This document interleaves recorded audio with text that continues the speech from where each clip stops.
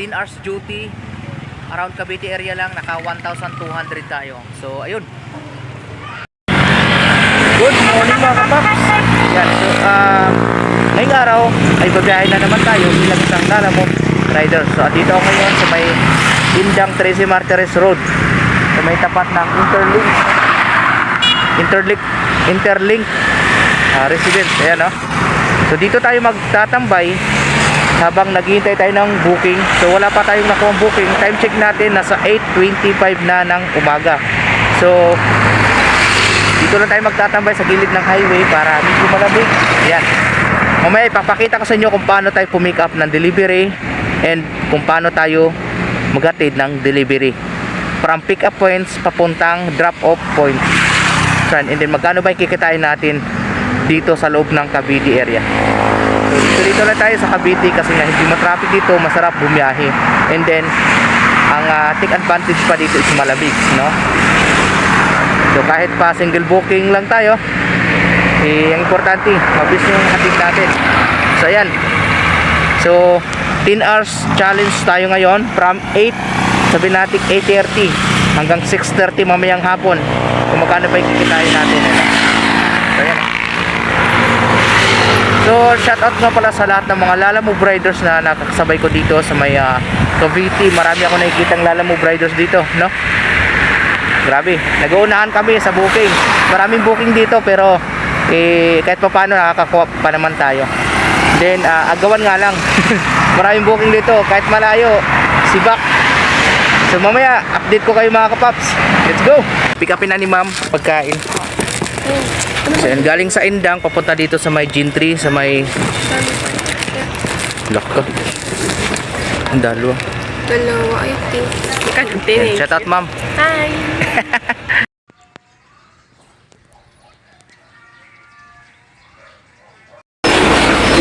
So yun mga paps, may first booking na tayo. Ayan, oh. Shout out sila sir. Ayan. So live feed talagang 116 papunta tayo ng Indang. So pick up natin dito sa may Hiya Road, Sapa. Dito lang din sa bayan ng Naik. Tapos tatawid tayo ng Indang, Cavite. Yan, first booking natin. Sir, pangalan sir? Alvin yun, no? Po. Ayan, shout out sa kanila. Ayan, dito, taga Naik. First booking natin isda. So yun mga paps, nasa drop off na tayo. So matapos natin biyahiin na sa 25 minutes from Naik papunta dito sa may barangay Banaba. Serna ba yun sir? Serka. Serka. Barangay Banaba, Serka, Indang, Cavite. Ayan. Andito na si sir, live. Buhay pa yung isda, nakarating. So ayan. Magkala sir? 116. At 125 na yan, sir. Sir, thank you. Sir, ayan o. Shout out sir. So ayan. Hello po sa mga followers nyo. Ayan. Okay, thank you. So mga kapaps, meron tayong pangalawang booking. So dito natin pinick up sa loob ng Cavite State University ng Indang. Ayan.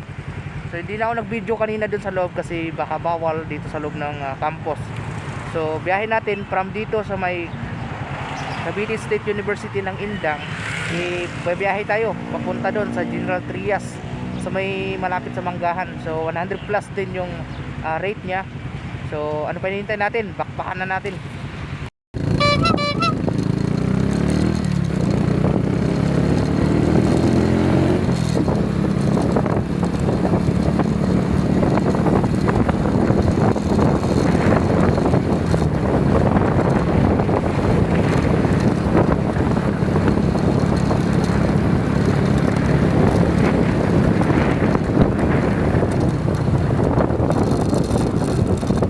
So mga paps, yung pangalawang drop natin nandito.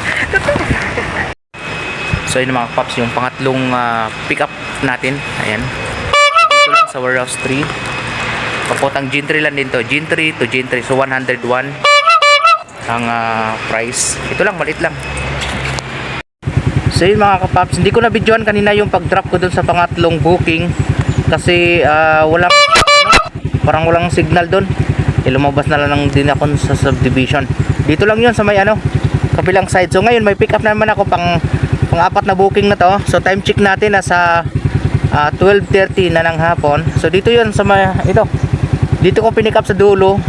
So binigyan ako ng tip na 40 pesos.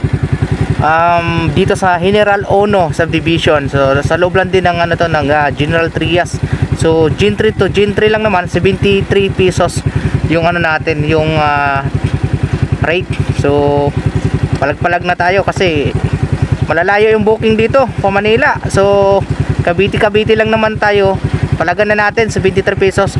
Tapos binigyan ako ng 40 pesos ni ma'am. Tapos mamaya na daw yung bayad dun sa ano, sa drop off.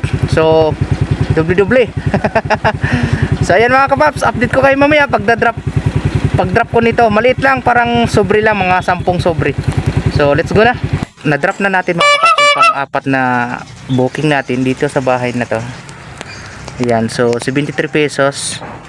Okay, sa loob ng halos 10 minutes lang natin biniyahi pupunta rito. Dito lang sa may ano, Sunshine Country, sa may General Trias lang din naman to. So ayan, oh.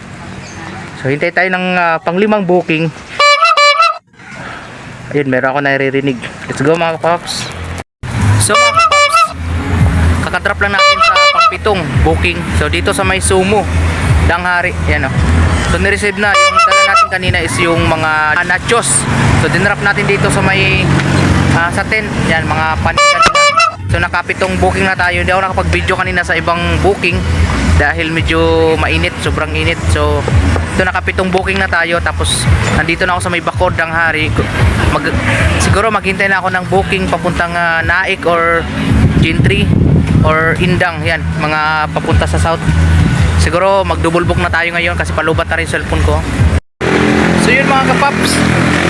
Okay, naka-8 drop na tayo. So yung drop natin dito sa, yan, oh, Jim's Grocery. Dito yan sa may daanan papuntang Patagaytay na to mga kapaps. Dito sa may General Trias papuntang Amadeo. Ito, Amadeo Road. Then dahil 6:05 pa lang ng hapon, meron pa tayong isang ida-drop. So nag-double booking ako kanina from Bacoor, no? Okay, from Bacoor papunta dito sa may General Trias na way papuntang Amadeo is nasa 156. Then nagsabay pa ako ng isa papuntang Tracy Martires sa may kalimutan ko yung address. So alam ko yung lugar na yun, eh, doon sa may Korean Hospital, Lapidario, Barangay Lapidario. So punta pa tayo ngayon, may isa pa tayong ida-drop. Maliit lang to, mga busina lang ng kotse. So makumpleto natin yung 10 hours challenge. So naka 9 booking tayo ngayong araw. Tapos yung kita natin magkano ba. So mamaya papaalam ko sa, mamaya sasabihin ko sa inyo kung magkano lahat sa loob ng 10 hours na biyahe. So yun na nga mga kapaps, na-drop na natin yung pang last na booking, yung pang 9 na booking na inaccept natin. So yung pinaka last ko is nandito ako sa Barangay Lapidario, Tracy Martires, no? So yung last na items ko na maliit na karton na pick up na. So dahil naka 10 hours tayo, mag 6:45 PM na rin. So naka 9 booking tayo ngayong maghapon. Yung kinita ko pala mga kapapski is umabot siya ng 1,270. So lumagpas sa 1,000. So 1,270.